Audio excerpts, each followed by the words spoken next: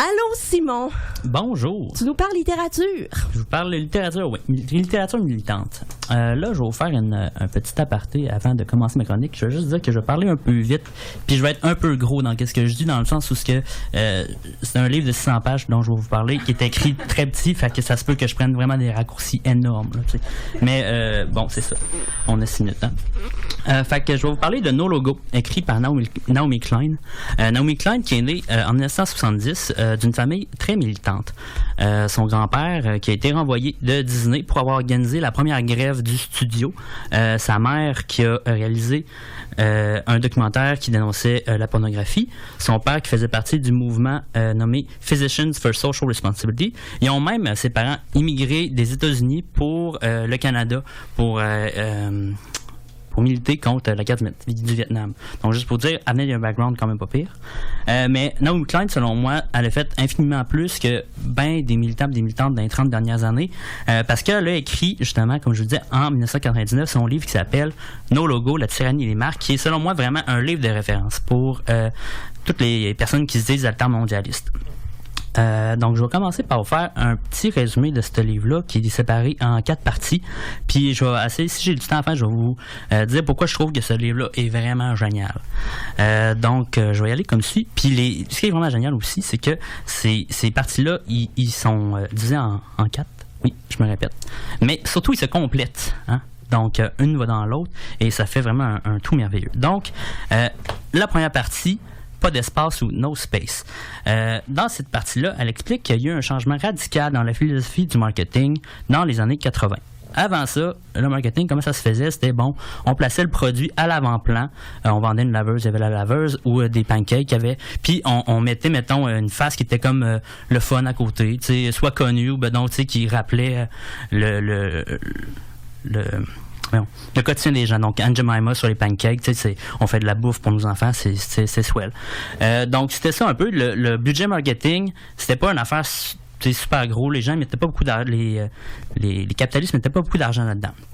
Par exemple, quand il y a eu le crash des années 80, qu'est-ce qui s'est passé? C'est que le monde n'avait plus beaucoup d'argent, puis les compagnies qui effaçaient ce budget-là pour réduire leur prix, ils faisaient beaucoup plus de profit que les autres. Donc là, les budgets marketing de tout le monde se sont mis à descendre, puis ça a fait un gros vide. Donc là, il y a quelques compagnies quand même qui ont compris que à cause de ce vide-là, ils pouvaient le remplir et ils ont changé de paradigme. Ils se sont dit, nous, à la place, qu'est-ce qu'on va faire? On va arrêter de viser ceux qui ont du cash, donc les baby boomers, puis on va viser les jeunes. Puis ils sont allés dans les quartiers populaires, ils ont étudié le cool. Donc, qu'est-ce qui vend, qu'est-ce qui est à la mode? Puis ils se sont dit, des jeans de telle manière, des shorts de basket, tout ça, puis ils ont commencé à vendre ça. Nike est très, très, très fort là-dessus. Puis ils se sont mis à vraiment changer qui ciblait. Puis aussi, ils se sont mis à s'immiscer dans toutes les sphères de la vie des personnes.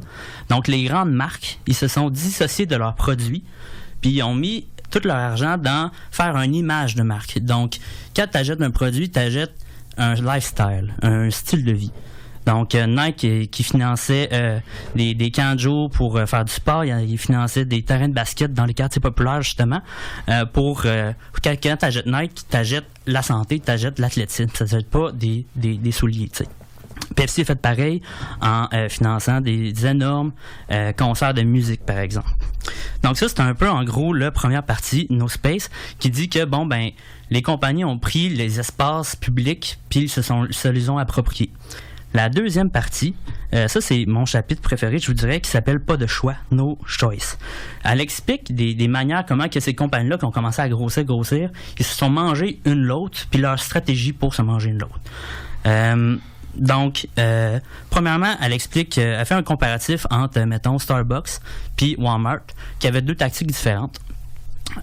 Starbucks il utilisait la technique en grappe qu'elle appelle, qui se parachutait dans une ville, achetait tous les locaux possibles, imaginables pour faire des cafés, puis faisant même à perte, là, puis après ça, ça faisait que tous les autres cafés, ils fermaient parce que il y avait plus d'espace, il y avait inondé le marché de café. Donc, tous les autres cafés ferment. Puis Starbucks, après ça, récupère ces parts de marché-là, font en sorte que tous les cafés deviennent rentables, ou, au pire, ils s'en crissent parce qu'ils ont le capital pour backer ça. OK. Ils ont le capital pour backer ça, puis après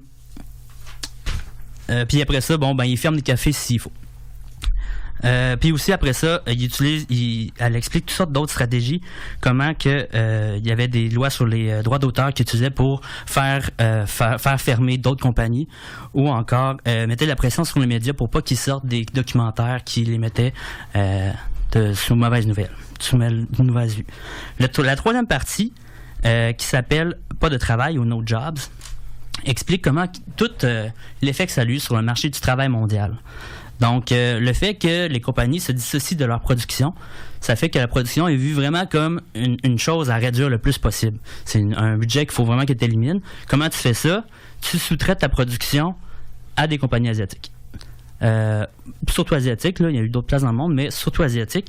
Puis, une manière de faire ça, c'est d'être complice avec le gouvernement, qui eux autres veulent juste essayer de faire de l'argent comme toutes les autres compagnies, comme tous les autres pays occidentaux. Puis t'ouvres des zones franches industrialisées qui sont des zones dans lesquelles les entreprises peuvent s'implanter, puis où ce qui payent à peu près zéro taxe, où ce que toutes les lois environnementales qu'ils pouvaient avoir, les lois sur le nombre du travail, ça n'existe pas.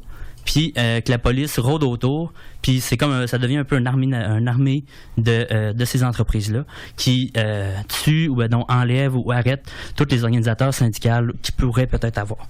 Donc ça, vous pouvez imaginer que ça a un effet néfaste sur les conditions de vie qu'ils vivent là-bas.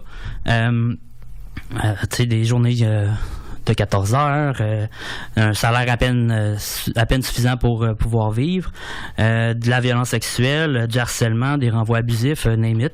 Donc, elle-même est allée là-bas pour rencontrer des gens qui vivaient ça, puis des organisateurs et des organisatrices syndicales.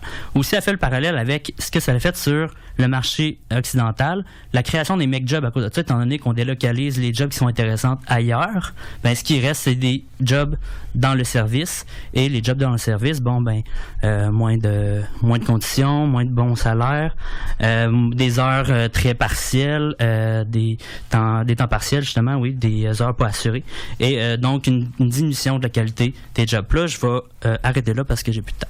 Mais c'est un très bon livre. Achetez-le, lisez-le, c'est merveilleux. Et ça s'appelait comment la quatrième partie? Elle s'appelait No Logo, justement. No Logo! Wow!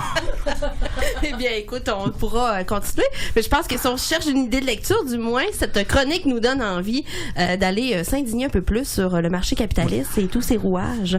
Donc, No Logo de Naomi Klein. Merci, voilà. Simon! De rien.